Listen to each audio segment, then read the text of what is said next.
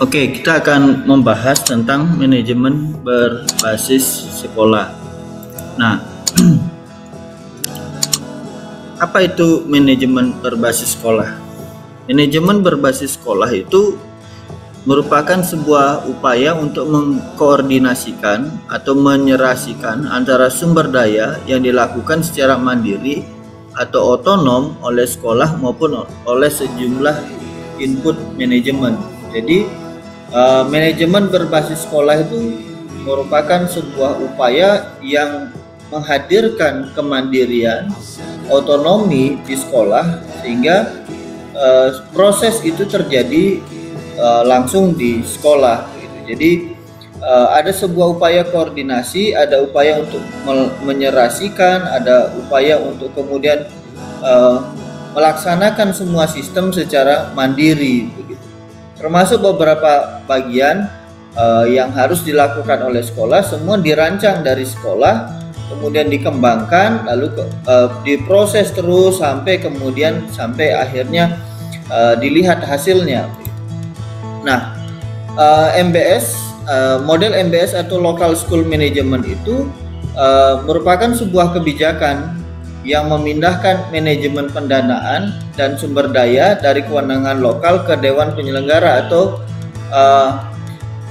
kepada pengelolaan dari sekolah. Jadi secara sederhana begini, semua proses pengelolaan pendanaan itu diatur oleh penyelenggara atau staf sekolah gitu. Jadi kewenangannya pada level sekolah, tidak lagi pada semua anggaran belanja diatur oleh pemerintah pusat atau provinsi dan lain sebagainya, tetapi ada bagian upaya kemandirian dari setiap sekolah di masing-masing sekolah untuk mengelola keuangannya, mengelola pendanaannya, termasuk ada kemungkinan untuk memperkuat keuangan mereka. Memang kalau di sekolah negeri itu keuangan sangat bergantung pada sokongan dari pemerintah, tetapi tidak dapat dipungkiri bahwa kebutuhan sekolah pun itu tidak sepenuhnya bisa dipenuhi. Itu sebabnya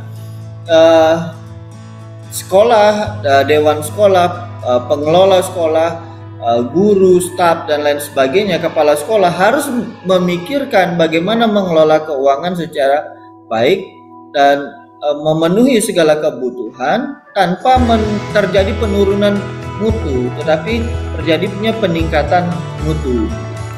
Nah, tujuan dari manajemen berbasis sekolah itu adalah sekolah sebagai lembaga pendidikan lebih mengetahui kekuatannya, kelemahannya, peluang dan ancaman bagi dirinya sendiri, sehingga dapat mengoptimalkan sumber daya yang tersedia. Nah, dalam hal ini sekolah perlu kemudian melakukan analisis terhadap dirinya sendiri. Nah, biasanya dalam konteks manajemen kita melakukan namanya analisis SWOT, yang tujuannya apa? Mengetahui kekuatan kita, melakukan evaluasi terhadap diri sendiri, sejauh mana kekuatan saya, apa kelemahan saya, lalu apa yang menjadi peluang sekarang di luar, lalu kemudian apa yang menjadi ancaman. Nah, analisis ini yang agak berat. Umumnya orang agak sulit melihat kelemahan diri sendiri. Harus diperhatikan bahwa dalam upaya peningkatan mutu harus ada kesadaran menyadari kelemahan dan melakukan perbaikan. Nanti kalau dikaitkan dengan total quality management atau manajemen mutu terpadu, maka harus ada perbaikan berkelanjutan, terus dilakukan perbaikan berkelanjutan.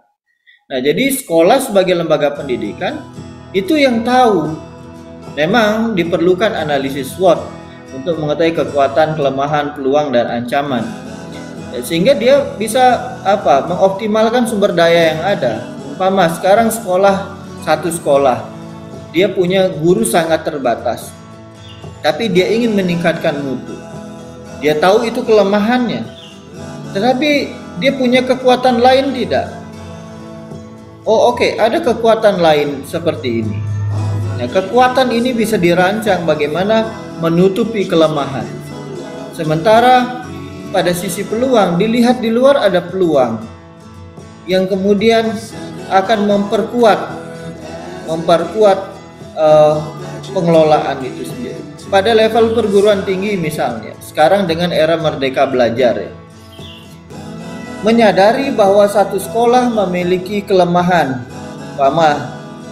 perguruan tinggi tersebut tidak memiliki tenaga pengajar yang kompeten dalam satu bidang yang sangat khusus. Sekolah memiliki kewajiban untuk menawarkan kepada mahasiswa menempuh kuliah tersebut di kampus lain yang secara afiliasi bekerja sama dengan lembaga kita, kemudian mereka punya dosen yang kompeten, dan itu artinya ada peluang yang perlu ditangkap. Nah, hal seperti ini yang kita perlu lihat, bahwa manajemen berbasis sekolah itu adalah sebuah upaya memperkuat pendidikan dengan mengoptimalkan sumber daya yang ada dan dikelola secara mandiri. Lalu sekolah lebih mengetahui kebutuhan lembaganya, terutama input sekolah yang akan dikembangkan dan didayagunakan dalam proses pendidikan sesuai dengan tingkat perkembangan dan kebutuhan peserta didik. Sekarang di era manajemen berbasis sekolah dan di era Merdeka Belajar. Di era Merdeka Belajar, sebuah sekolah tidak boleh menetapkan satu standar yang sama seperti sekolah lain, karena akan memperhatikan input dari sekolah itu. Apakah input dari sebuah sekolah itu hanya siswa saja? Tidak, ada aspek-aspek lain juga yang harus diperhatikan ketika kita bicara input.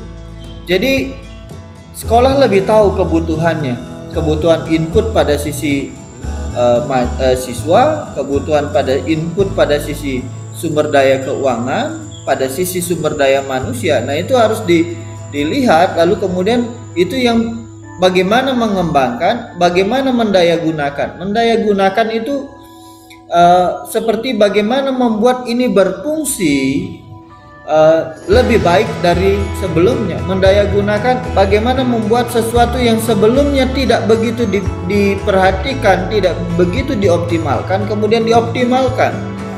Memang dalam hal ini membutuhkan seni mengelola. Seperti dalam manajemen pendidikan selalu kita akan berkaitan dengan organizing, dan hal ini bicara tentang seni bagaimana menempatkan dan mengelola dan lain sebagainya. Nah, sekolah dapat bertanggung jawab tentang mutu pendidikan masing-masing kepada pemerintah, orang tua siswa, masyarakat pada umumnya, sehingga akan berupaya meningkatkan mutunya. Dan sekarang kan sekolah sudah sekolah dasar menengah itu sudah diterapkan sistem akreditasi, sehingga masing-masing sekolah berupaya untuk kemudian meningkatkan mutunya, meningkatkan kualitas penyelenggaraan pendidikan.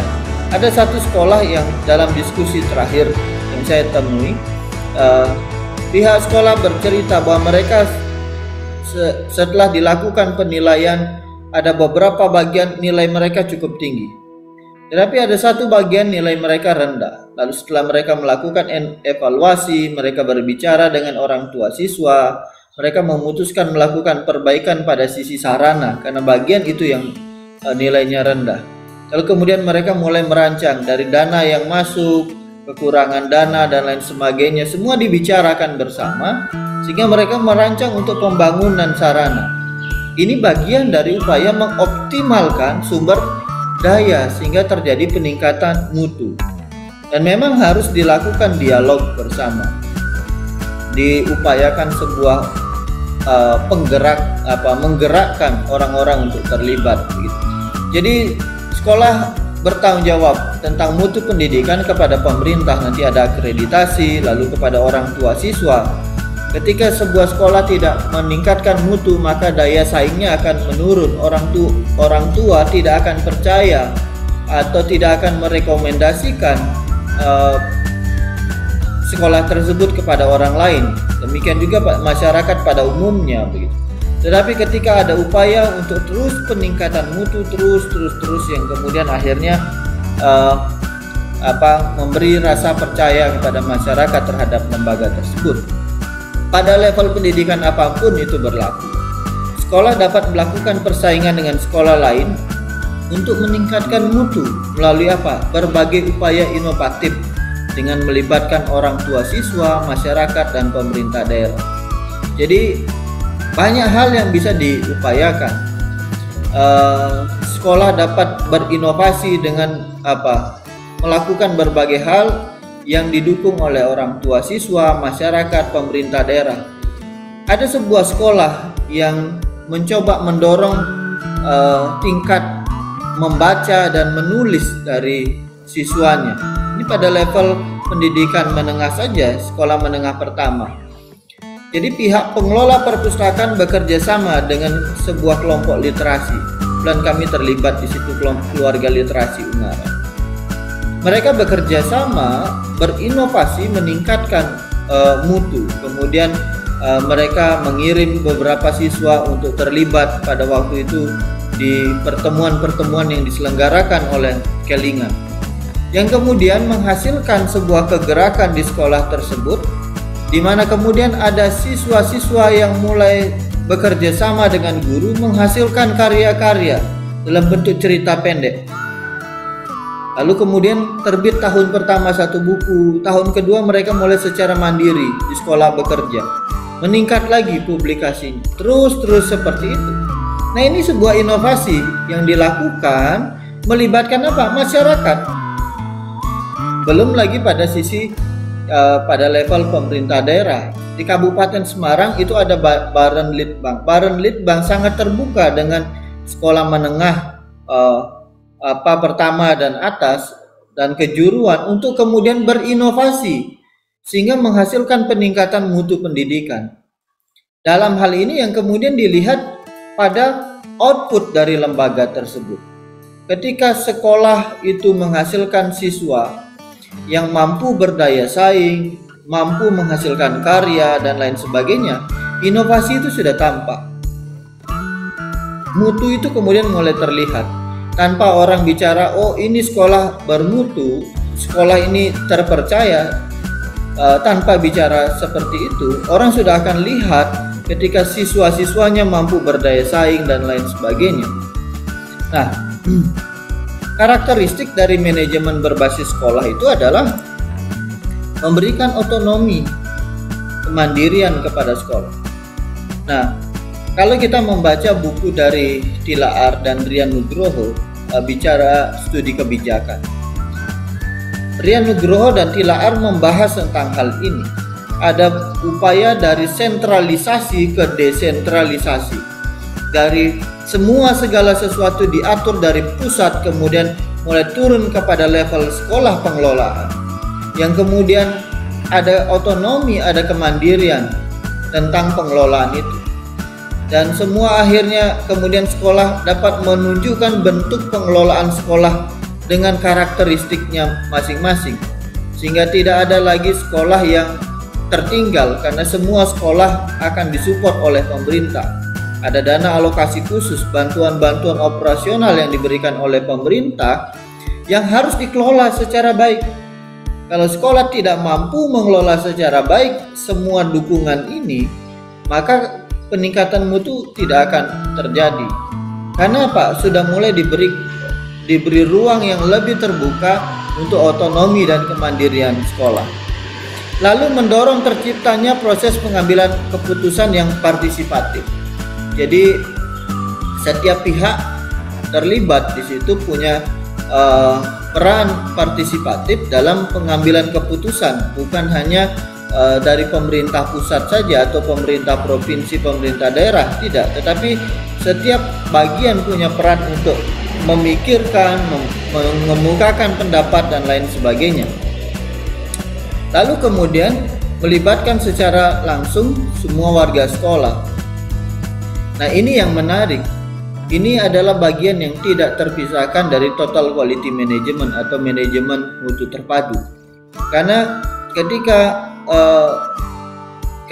ketika kita berupaya meningkatkan mutu, maka ada yang namanya perbaikan berkelanjutan.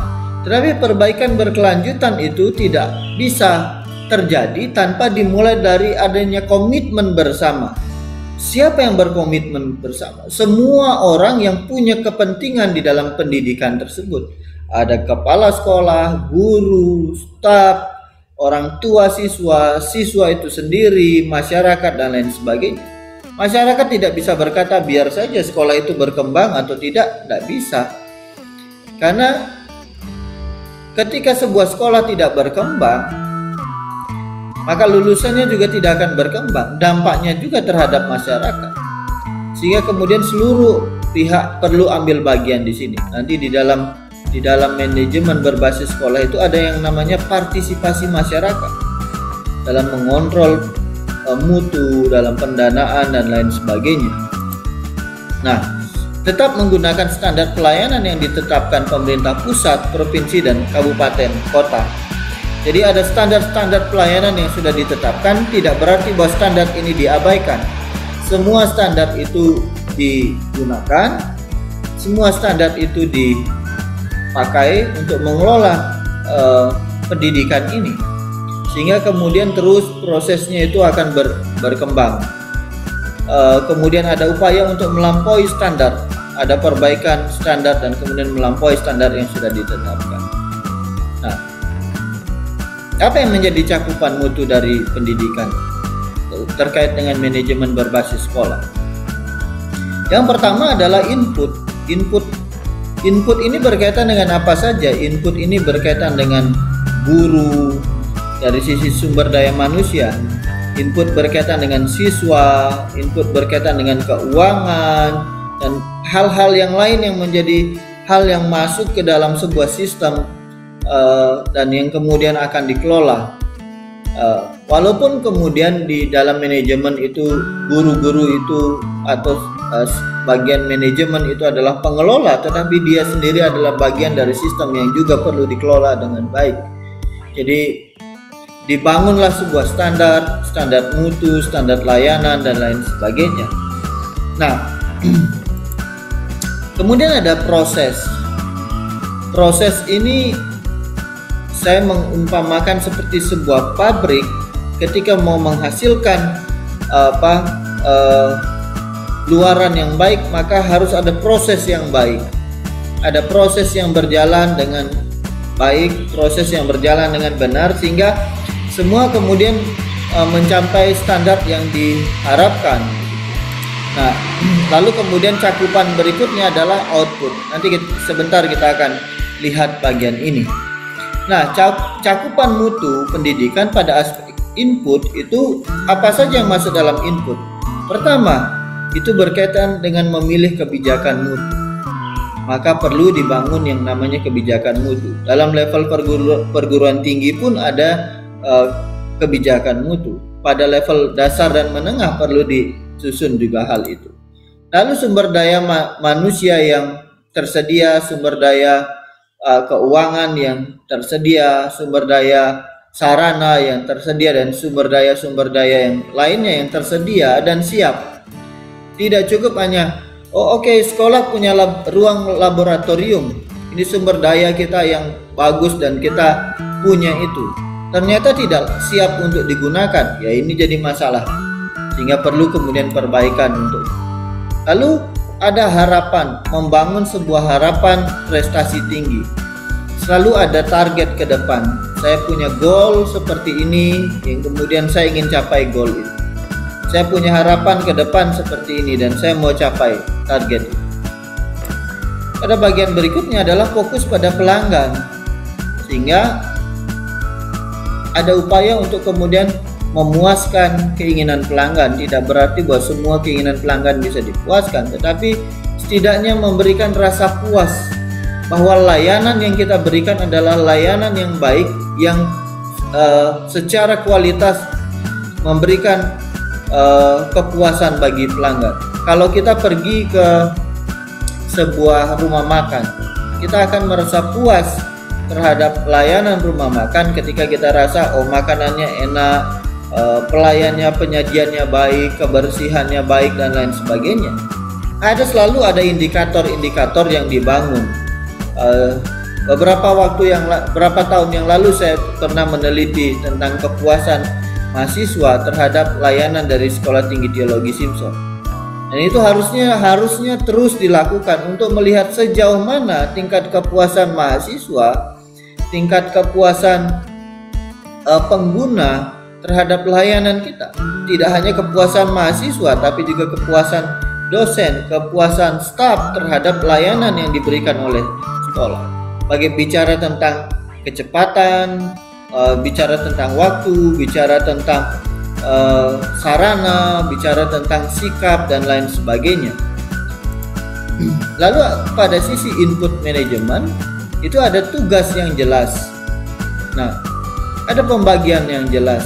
Ketika kita dalam menugaskan tugas kepada orang lain atau staf, maka harus jelas tugas, beban kerjanya seperti apa. Apakah dengan jam kerja yang diberikan itu beban kerjanya sudah memadai atau tidak?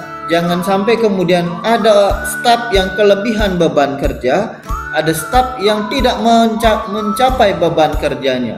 Tidak mencapai bukan karena dia tidak bekerja, tapi karena pembagian tugas yang tidak jelas. Nah, ini juga harus diperbaiki ketika kita ingin melakukan perbaikan pada sisi input. Lalu rencana yang rinci, rencana yang sistematis. Jadi kita perlu kemudian menyusun sebuah rencana.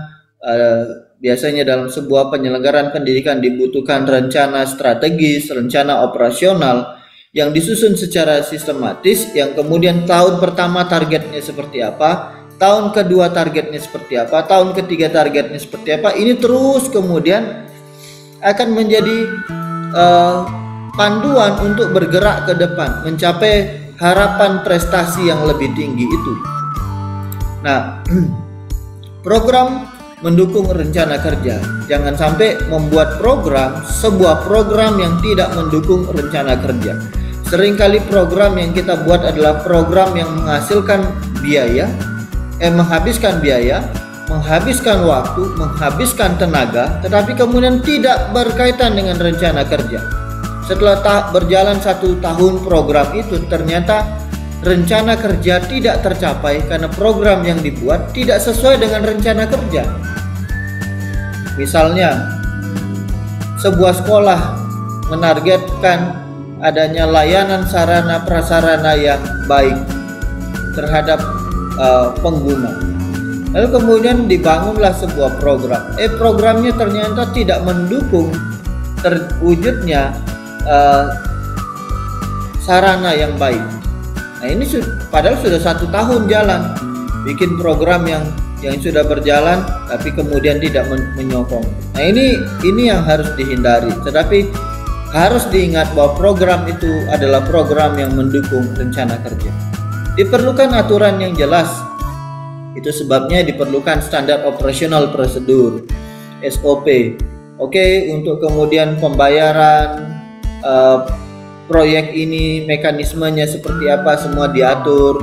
Bagaimana kemudian ketika ada masyarakat berpartisipasi, memberikan dukungan keuangan, bagaimana mekanismenya, ada aturan yang jelas terhadap semua hal ini. Dan ini semua kemudian harus disusun dalam sebuah dokumen yang kemudian menjadi acuan bagi semua. Jadi bagaimana kemudian aturan penerimaan siswa, bagaimana sekarang kalau kita lihat di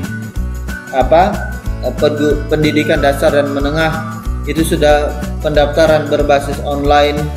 Selain berbasis online juga ini bisa rasonasi.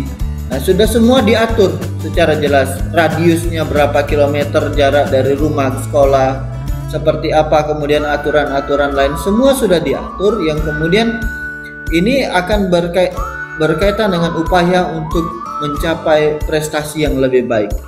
Dan ini kemudian upaya untuk memberikan layanan kepada pelanggan, layanan yang lebih baik. Sehingga apa yang kita janjikan kita bisa penuhi dengan kita menyusun aturan-aturan. Nah, kemudian sistem pengendalian mutu. Nah, ini yang penting. Ketika kita bicara manajemen berbasis sekolah, maka kita perlu melakukan sistem pengendalian mutu. Kita perlu melakukan pengendalian mutu sehingga menjamin bahwa terjadinya penyelenggaraan pendidikan yang baik. Makanya kalau di level perguruan tinggi ada lembaga penjaminan mutu. Itu melakukan penjaminan mutu secara internal. Pada level penjaminan mutu eksternal dilakukanlah akreditasi oleh Badan Akreditasi Nasional atau lembaga akreditasi mandiri. Pada level perguruan pendidikan dasar dan menengah, kemudian ada lembaga akreditasi atau badan akreditasi sekolah yang berada pada tingkat provinsi. Tugas mereka adalah memastikan bahwa penyelenggaraan pendidikan di setiap sekolah itu adalah penyelenggaraan pendidikan yang berjalan dengan baik. Dia memenuhi standar minimal mutu. Kemudian ketika dia melampaui standar itu, dia mampu bekerja lebih baik, membuat standar yang jauh lebih baik dari standar minimal nasional, maka akan ada nilai yang jauh lebih baik, dan ini akan menjadi gambaran bahwa sekolah ini menyelenggarakan pendidikan yang lebih baik. Kemudian pada aspek proses itu bicara tentang efektivitas belajar mengajar yang tinggi. Jadi dalam penyelenggaraan pendidikan harus memperhatikan apakah efektivitas belajar mengajarnya tinggi atau tidak. Nah, ini pada sisi proses sudah, bukan lagi pada sisi input. Sekarang siswa sudah ada di sekolah, mereka harus belajar, maka ada tanggung jawab sekolah untuk menyelenggarakan proses belajar yang efektif, dan ini adalah sebuah upaya untuk kemudian menolong terjadinya peningkatan mutu pada setiap siswa. Kemudian ada kepemimpinan kepala sekolah yang kuat. Dan harus diingat bahwa dalam manajemen pemimpin itu punya peran penting. Dia akan menggerakkan setiap organ di bawahnya, dan setiap organ di bawahnya akan menjadi kuat ketika pemimpin mampu mengorganisir dengan baik, mampu membagi kerja dengan baik, mampu menaruh rasa percaya, mampu kemudian melakukan supervisi. Bagaimana dia mendampingi, dia menolong setiap stafnya untuk bekerja, memberikan supervisi, dukungan, dan lain sebagainya. Nanti kalau kita bicara MBS dan profesionalisme guru, maka kita akan bicara tentang kepala sekolah punya peran dan tanggung jawab melakukan supervisi. Saya punya rekan, dia kepala sekolah di sebuah sekolah dasar di Ungaran, Kabupaten Semarang.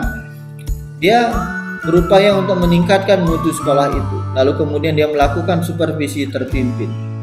Dia melihat bahwa kemampuan guru-guru membuat rencana pembelajaran yang baik masih perlu ditingkatkan, dan dia masih menemukan ada guru-guru yang tidak membuat rencana pembelajaran secara mandiri. Dia justru membeli secara online dan lain sebagainya. Dan ini menjadi kemudian pendidikan tidak kontekstual. Guru tidak menjawab kebutuhan dari sekolah tersebut. Kepala sekolah kemudian memutuskan melakukan upaya supervisi, pendampingan terhadap guru. Kemudian terus berproses selama 1 semester, dia melakukan supervisi terpimpin terhadap setiap guru, yang kemudian guru-guru tersebut mereka mengembangkan rencana pembelajaran dan hasilnya jauh lebih baik.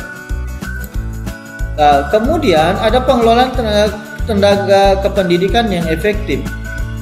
Harus diingat bahwa tenaga pendidikan itu adalah bagian yang melakukan tugas administrasi yang luar biasa. Mereka punya peran penting dalam pengadministrasian banyak hal di sekolah. Walaupun ada kalanya tugas pendidik dan tugas kependidikan dirangkap oleh orang yang sama. Karena ada tadi saya bicara soal kelemahan tadi, tetapi ada kekuatan. Ternyata tenaga pendidik dan tenaga kependidikan itu punya kemampuan. Tenaga pendidik mampu melaksanakan tugas tenaga kependidikan tersebut.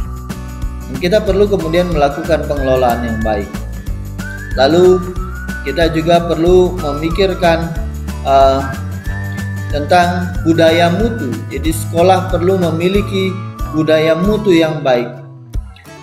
Selalu berpikir adanya perbaikan berkelanjutan pada setiap hal, termasuk pada diri kepala sekolah, pada diri setiap guru. Guru selalu memikirkan, saya ingin menyelenggarakan pendidikan yang lebih baik, saya ingin membuat sebuah layanan yang lebih baik, saya ingin mengajar lebih baik. Pada sisi staf administrasi, dia mencoba bagaimana memberikan layanan yang lebih baik sehingga siswa kemudian merasa puas belajar, rasa menikmati apa yang dipelajari.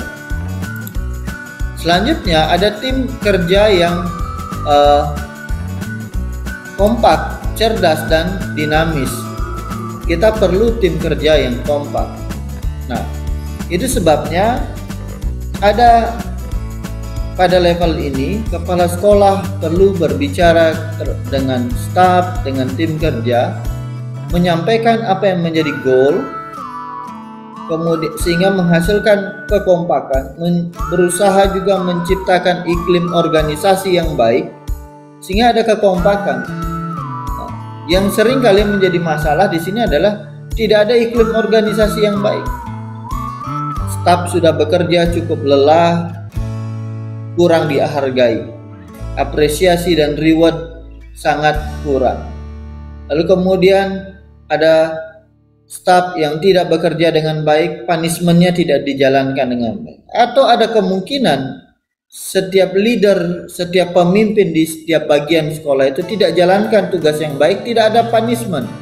Sementara ketika staf melakukan sesuatu yang tidak baik, langsung ada punishment. Nah, ini menciptakan iklim organisasi yang tidak baik sehingga kemudian tidak menghasilkan kekompakan. Nah, kita perlu belajar meminimalkan hal itu.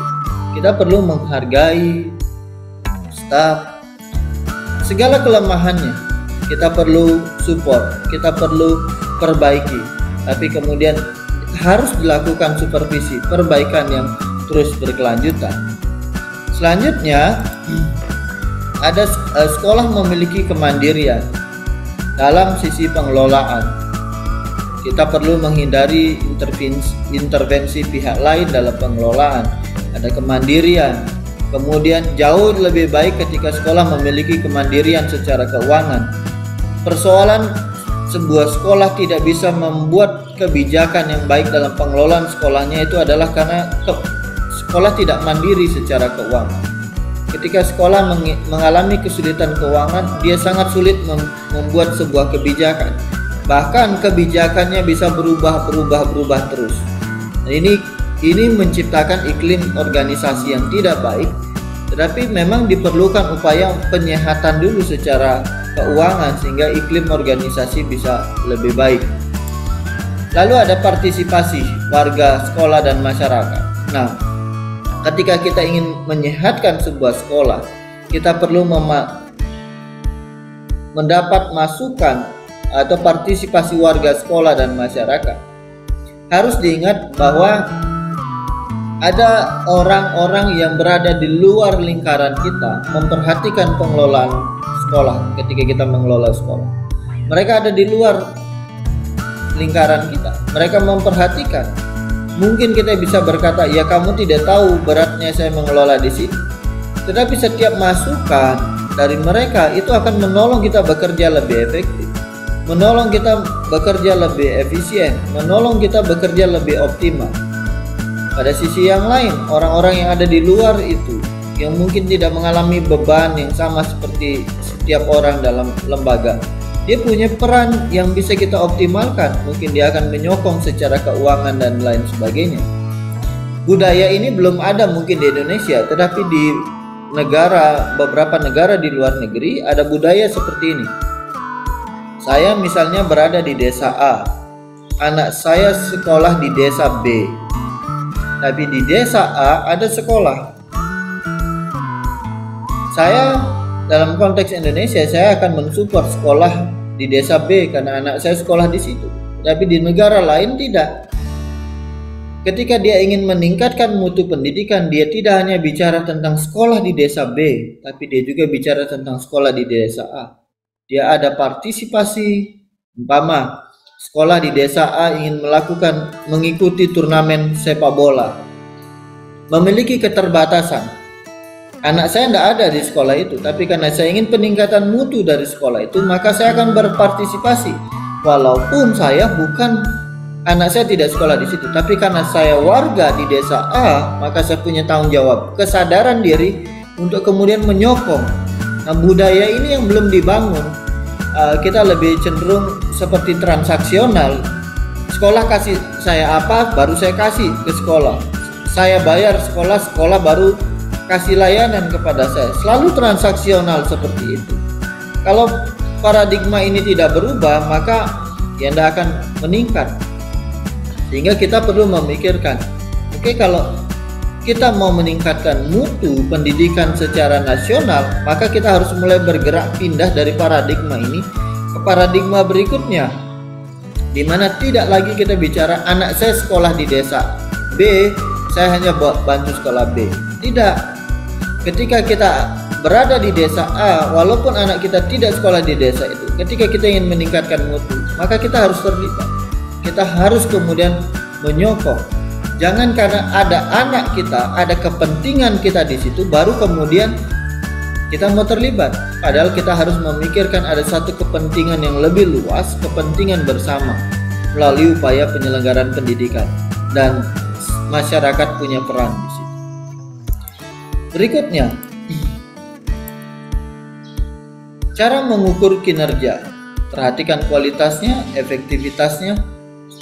Kualitas kerjanya seperti apa, efektivitasnya seperti apa, produktivitasnya seperti apa. Ketika bicara produktivitas, maka kita harus perhatikan jumlah yang dia kerjakan dengan waktu yang diberikan seperti apa, tingkat penyelesaian pekerjaannya seperti apa, dan lain sebagainya.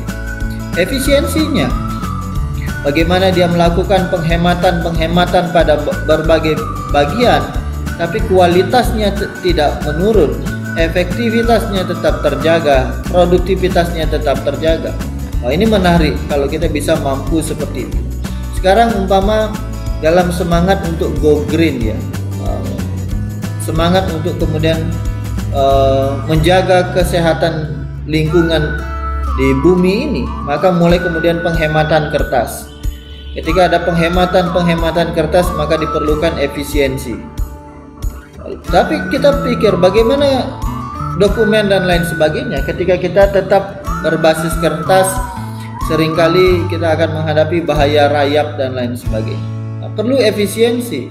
Kemudian mulai terciptalah sistem-sistem berbasis teknologi yang kemudian mendorong terjadinya produktivitas karena efisiensi waktu, kemudian efektivitas karena bisa memangkas jarak. Soal kualitas juga menjadi jauh lebih baik. Kemudian ada inovasi, maka diperlukan berbagai inovasi, melakukan berbagai upaya untuk kemudian menyelenggarakan pendidikan yang baik. Lakukan berbagai terobosan. Ketika kita melakukan uji coba inovasi, itu akan menghasilkan sesuatu yang jauh lebih baik. Kemudian kualitas moral kerja, kita seringkali mengabaikan hal ini. Ketika kita melihat 5 hal yang lain, kualitas moral kerja kita abaikan. Di beberapa negara dengan tingkat pekerjaan yang tinggi, tekanan kerja yang tinggi, ada kualitas moral kerja juga yang diperhatikan, seperti menghargai orang yang bekerja, menghargai mereka, memberikan reward, memperhatikan motivasi, semangat, dorongan, apresiasi. Kita seringkali kurang mengapresiasi orang lain yang bekerja. Kita lebih cenderung melihat kelemahannya, dan kita perlu belajar mengapresiasi. Ada memberikan waktu libur yang cukup untuk staf bekerja, itu apresiasi. Kadang kita tidak pikirkan, kita tidak bisa beri dia reward dalam bentuk uang, tetapi kita bisa memberikan dia reward dalam bentuk libur dan lain sebagainya. Ini akan mendorong kualitas moral kerja yang jauh lebih baik. Nah, kita lihat cakupannya. Ada transparansi manajemen, karena semua masyarakat terlibat, semua orang pemangku kepentingan terlibat. sehingga kemudian secara keuangan transparan, kebijakan juga transparan. Mau berubah baik secara psikologi maupun secara fisik. Seringkali menjadi masalah adalah tidak mau berubah. Kita akan menggunakan argumentasi dulu itu, waktu saya dulu begini, kalau sudah kita sering berkata begitu, maka itu artinya tidak ada kemauan berubah. Tetapi bagaimana kemudian terus belajar, melihat perkembangan, melihat peluang yang ada sehingga kita lebih kuat menghadapi ancaman, maka kita perlu berubah secara psikologi dan fisik. Kemudian kita melakukan evaluasi dan perbaikan berkelanjutan. Kita terus melakukan evaluasi terhadap diri kita, terhadap sistem dan semua, kemudian perbaikan berkelanjutan. Ini yang menjadi salah satu semangat dalam manajemen mutu terpadu adalah melakukan perbaikan berkelanjutan. Perbaikan tidak cukup hari ini karena kepentingan kita besok, tetapi kepentingan kita adalah kepentingan jangka panjang yang kemudian perbaikan terus dilakukan secara berkelanjutan. Kemudian kita melakukan segala hal dengan perbaikan yang berkelanjutan. Lalu kita responsif terhadap segala perkembangan. Kita antisipatif terhadap kebutuhan. Kita mengantisipasi kebutuhan perkembangan yang terjadi. Pada waktu yang lalu, negara kita diperhadapkan dengan pandemi. Pendidikan harus berubah dari sekolah menuju rumah. Dan ini harus diresponsif. Ini harus diresponi dengan baik. Diperlukan kemudian kebijakan, upaya-upaya kemudian untuk pencegahan COVID, tetapi pendidikan bisa terlaksana. Kita perlu antisipatif terhadap berbagai kebutuhan sehingga mutu pendidikan tidak menurun. Kita tidak boleh berkata ya ini karena pandemi wajarlah pendidikan menurun, tapi sebenarnya sebelum itu selalu kita harus menyiapkan diri menghadapi segala kemungkinan yang tidak pernah kita bayangkan sehingga kita mampu menghadapinya. Lalu ada akuntabilitas, pertanggungjawaban yang dilakukan sekolah.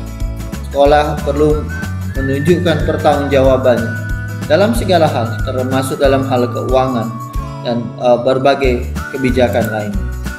Kemudian memiliki sustainability. Jadi kita memiliki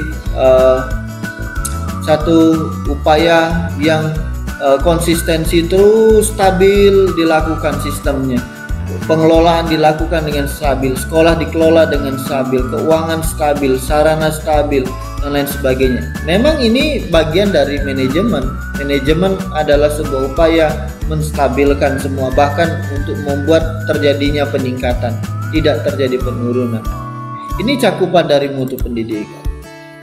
Kemudian kita melihat elemen dari budaya mutu itu adalah informasi kualitas digunakan untuk perbaikan.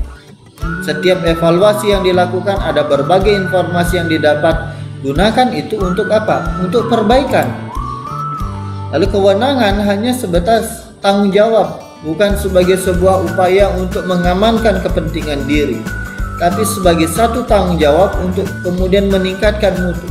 Kewenangan bukan sebagai satu bagian untuk kemudian menindas orang lain, tidak, tetapi kewenangan adalah sebuah bagian dari upaya kemudian menghadirkan perbaikan yang berkelanjutan. Hasil disertai dengan reward dan punishment. Selalu kita perhatikan itu. Seringkali kita mengabaikan reward dan punishment, atau seringkali kita mengharapkan reward tetapi kita tidak mau di punishment. Atau jangan-jangan ada lembaga yang seringkali memberikan punishment tanpa memberikan reward. Punishment itu hukuman, reward itu penghargaan. Jangan sampai situasinya seperti itu. Lebih sering dihukum, tidak diperhatikan penghargaannya. Lebih sering mengharapkan penghargaan tapi tidak siap menerima hukuman. Ya susah juga, sulit untuk berkembang dan meningkatkan mutu. Ada kolaborasi, sinergi, bukan kompetisi, dan harus berbasis kerjasama. Ini yang harus kita lihat. Setiap bagian bekerja, berinovasi dalam bagiannya masing-masing. Tujuannya bukan kompetisi, tetapi kemudian membuat pergerakan menjadi lebih dinamis, pergerakan lebih efektif dan efisien. Lalu warga sekolah merasa aman terhadap pekerjaannya. Jadi ada rasa aman terhadap pekerjaannya. Ini sangat bergantung pada iklim organisasi. Ketika sebuah organisasi tidak punya iklim organisasi yang baik, maka tidak akan ada rasa nyaman, tidak ada rasa safe bekerja. Jangan-jangan habis ini saya dimutasi, jangan-jangan habis ini saya diberhentikan dan lain sebagainya. Kalau setiap hari pimpinan mengeluarkan yang tidak kerja pecat, yang tidak keluar kerja pecat, tanpa memperhatikan supervisi, pembinaan dan lain sebagainya, wah itu iklim organisasi tidak enak. Tapi bagaimana kemudian sebuah upaya mendorong staf, guru, dosen atau siapapun bekerja lebih optimal. Dan memang ini harus dimulai dari setiap kepala sekolah. Kepala sekolah memberi contoh untuk lebih mudah mendorong stafnya. Lalu imbalan sepadan dengan pekerjaan. Kita perlu memikirkan ini. Jangan sampai imbalan tidak sesuai dengan pekerjaan. Sudah bekerja sangat lelah, lembur dan lain sebagainya.